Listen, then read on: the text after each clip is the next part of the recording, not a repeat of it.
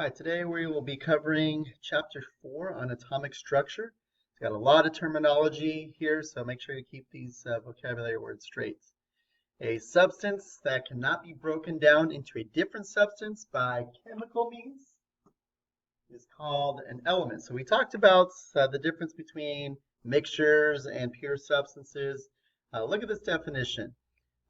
Cannot be broken down into a different substance by chemical means. That is the definition of an element. All elements are composed of extremely small particles called atoms. So let's say you have a piece of gold. That gold is an element, and it's made up of a whole bunch of gold atoms all stuck together. So it's the smallest particle of an element that retains the properties of that element. Atoms of a particular element have a unique set of chemical properties. So you have a chunk of gold, you have a diamond, they're made up of different atoms and they have different chemical properties compared to each other. In the course of any ordinary chemical reaction, atoms do not disappear or change into atoms of another element. So we'll learn that this does happen during nuclear reactions, but not during chemical reactions. In fact, a long time ago, there were some scientists who thought that they could very easily change lead into gold. Now, gold has an atomic number, we'll learn that term in just a bit, of 79. Lead is 82.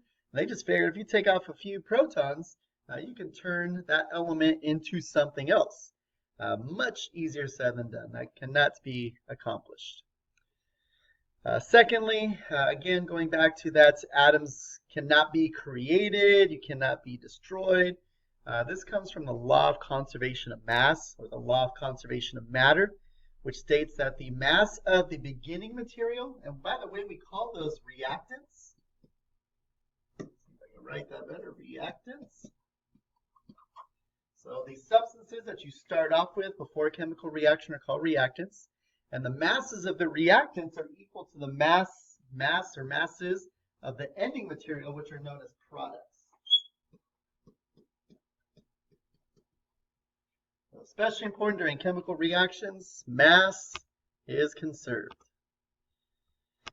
All right, some more on compounds. Compounds are formed when atoms of two or more different elements are chemically combined with one another. So be careful of that definition as well. Two or more different elements, which are chemically combined. In a particular compound, the ratio of different kinds of atoms is fixed. Ordinarily, this ratio can be expressed in terms of simple whole numbers. For example, if you have a compound that exists in a ratio of 2 hydrogens for every 1 oxygen, then this compound is called water. If it does not have a ratio of 2 hydrogens to 1 oxygen, then it is not water. For example, hydrogen peroxide, which also consists of hydrogen and oxygen, has a 2:2 ratio of hydrogen to oxygen, and that compound is completely different than water. Next, along the same lines, law of constant composition, or law of definite proportions, sometimes this is called, states that the same compounds will always contain the same elements in the same percentages by mass. Again, going back to water. Water's chemical composition is 88% by mass oxygen and about 12% by mass hydrogen.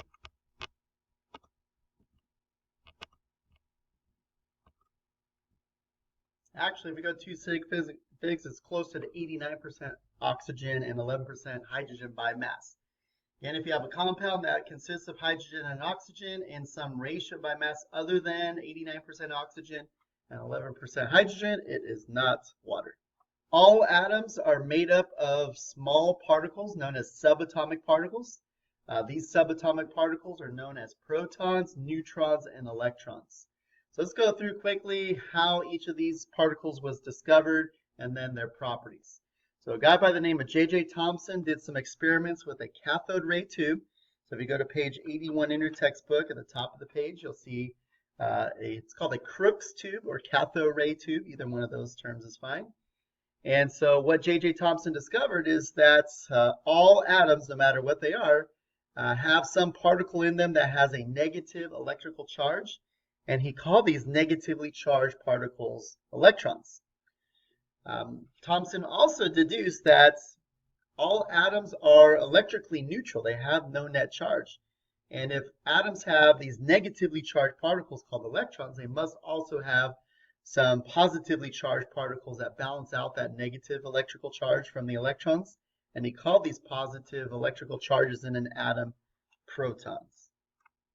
The hardest particle to discover were these particles that have no net charge. Again, because they have no charge, they don't react to magnetic fields.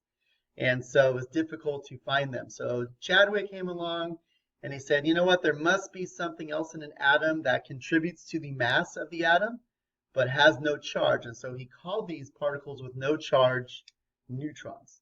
So again, all atoms, with the exception of one isotope of hydrogen, consists of protons, neutrons, and electrons. We call these subatomic particles.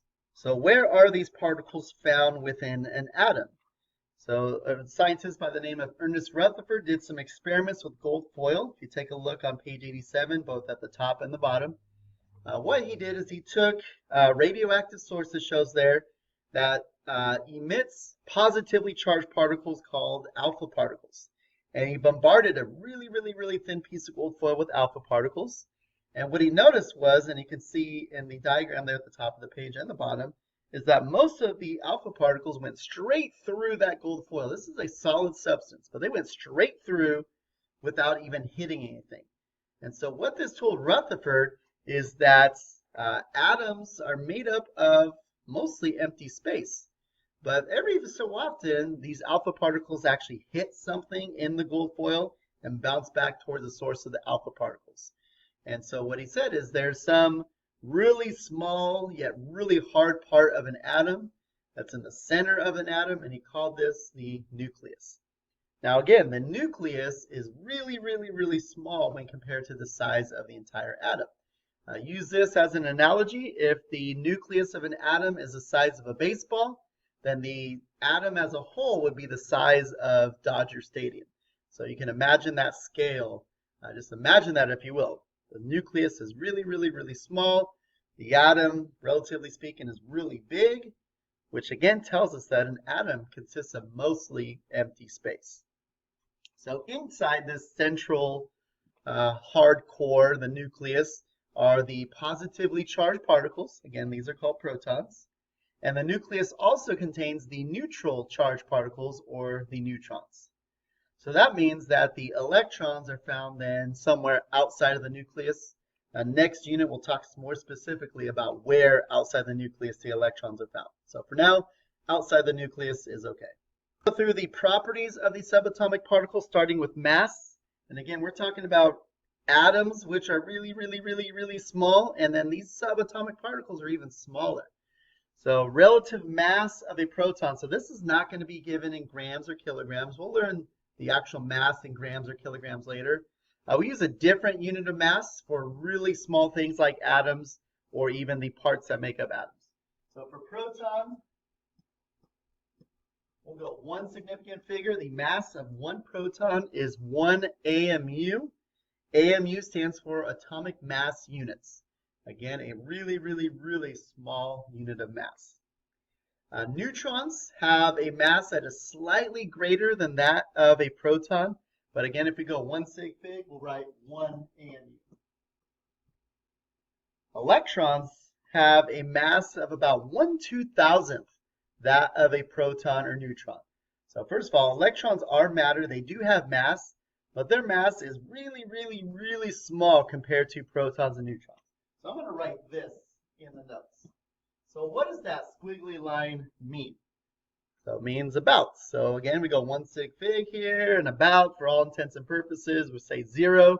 It's not really 0, but compared to protons and neutrons, it's really small. In fact, the electrons are usually ignored when comparing masses of individual atoms. More than 99.9% of an atom's mass comes from the nucleus, which consists of just the protons and neutrons. All right, relative charges of these particles. We'll start off with an electron. Electrons are negatively charged. Let's quantify it though. Each electron has a charge of -1. Protons have the same magnitude of charge as an electron, but opposite. So if electrons are -1, then a proton's charge is +1. And then for neutrons, let's quantify it. We know that a neutron is a neutral charge particle. If we quantify that, meaning give it a value, a number, the charge of a neutron is 0. Roman numeral 6, very, very, very, very important. In a neutral atom, so neutral means no net charge. First of all, how is this possible? How can something that's made up of positive and negative charges have overall no net charge? Well, it must have to do with something about the numbers of those charged particles. So in a neutral atom, the number of protons and electrons must be equal. They are the same. The number of protons in an atom, and protons only, determines what kind of atom it is. For example, take out your periodic table so you can follow along with me. Pause if you need to. If something has 1 proton in its nucleus, what is it? And please, when I ask these questions, answer on your own. It is hydrogen. If something has 2 protons in its nucleus, what is it? It is helium. If something has, I'll skip ahead a bit, 6 protons in its nucleus, what is it? That would be carbon. If something has 8 protons in its nucleus, what is it? That would be oxygen. If something has 8 neutrons in its nucleus, what is it? It could be a lot of different things. If something has 7 neutrons in its nucleus, what is it? It could be a number of things. If something has 10 electrons outside of its nucleus, what is it? Sure, it could be neon, but it could be a variety of other things as well. So again, my point being, the number of protons and protons only determines what an atom is. You can in fact have different atoms that have the same number of neutrons, or you can have different particles that have the same number of electrons. So protons and protons only determines what an atom is. So you might be thinking from my last example, where do those numbers that I rattled off come from? If something has 1 proton in its nucleus, that means it's hydrogen. If something has 6 protons in its nucleus, that's carbon. If something has 8 protons in its nucleus, that's oxygen. Where did this come from? This came from the periodic table. The number above the symbol on the periodic table is called atomic number, and atomic number refers to the number of protons in an atom. Now let's go back to something else I said just a minute ago. In a neutral atom, the number of protons and electrons is the same. So this atomic number, this number above the symbol, also represents the number of electrons in a neutral atom. It has to be neutral for that number to be both protons and electrons. Letter B, atomic mass or mass number. Technically, they're a little bit different. Mass number has a number, is just a number rather, and atomic mass has units. So mass number refers to the number of things in an atom that have mass. Well, if you go back a page or two, what exactly in an atom has mass? That would be just protons and neutrons. So mass number is the sum of the protons and neutrons. So question for you, where on the periodic table is mass number? Go ahead and pause and find that number. Did you find it? This is a trick question. Let's think about this for a second. What kind of number is mass number? Look at the definition. What kind of number is mass number? Mass number is a whole number. And so some of you probably said the number below the symbol, that's called the symbol on the periodic table, is the mass number. That's not true.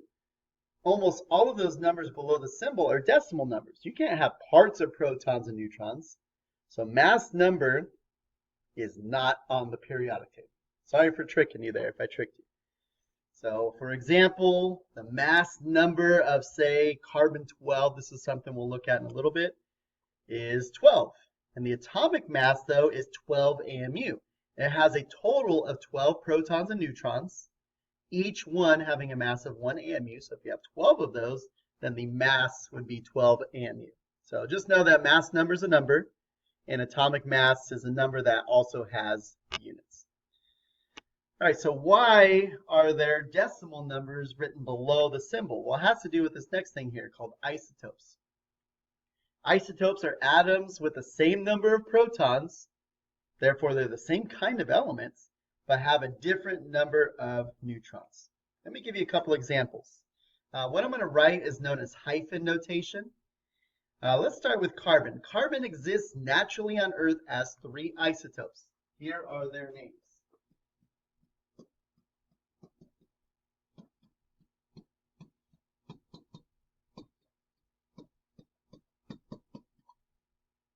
So they are called carbon-12, carbon-13, and carbon-14. Any guesses what that number after the name is? Well, if you guess atomic number, that's not correct. Go to the periodic table. What is the atomic number of carbon? It's 6. So all of these atoms have 6 protons. What's different? Well, what is that number after the name? That is the mass number. So if they have the same number of protons, they must then have a different number of neutrons. So how many neutrons does carbon-12 have? Well, it has 6 protons, has a mass number of 12, so it must also have 6 neutrons. How about carbon-13? How many protons and neutrons? It's still carbon, so 6 protons. How many neutrons? This time it would be 7. Same question for carbon-14. How many protons and neutrons, and electrons for that matter, assuming a neutral atom? So carbon-14, because it is carbon, has 6 protons. How many electrons? I'm going to change order a little bit. If it's a neutral atom, if it has 6 protons, it's going to have 6 electrons. How many neutrons? Well, it's a mass number of 8, of which 6 of those are protons, so the rest must be neutrons. That's 8 neutrons. I don't know if I messed that up. So 6 protons, 6 electrons, 8 neutrons. Has a mass number of 14. Sorry. Now let's take a look at a different example. This time uranium. Uranium is the most massive naturally occurring element on Earth. There's 2 isotopes. I wrote a little different this time. Instead of the whole name uranium, I just put U, its chemical symbol. So we have uranium-235 and uranium-238. Let's do this. That does not say pen there. That says protons, electrons, and neutrons. Please give it in that order. How many protons does uranium-235 have? Pause the video, fill that in. The atomic number of uranium is 92, which tells us it has 92 protons. Go ahead and pause the video and tell me how many electrons and how many neutrons uranium-235 has.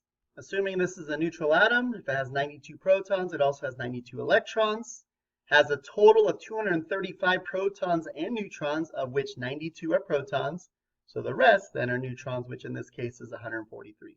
Go ahead and pause the video, do the same thing for the other isotope of uranium-238. So what is the only difference between these 2 atoms? Well, a couple things. They have different masses. One has a mass of 235 AMU. One has a mass of 238 AMU. Why different masses? It's because they have a different number of neutrons. Uranium-238 has 3 more neutrons than uranium-235. So what then is that decimal number below the symbol? That's known as atomic weight or average atomic mass. I prefer the second one, average atomic mass. This refers to the number of protons in an atom plus the average number of neutrons. By average, I mean the average of all of the isotopes of that particular element. So protons plus the average number of neutrons. So again, just to review, on the periodic table, the number above the symbol, which is a whole number, that is the atomic number. And then the decimal number that is below the symbol or below the name is called average atomic mass or atomic weight. We will stop there for now. Next time we will talk about ions, a really important section in this chapter.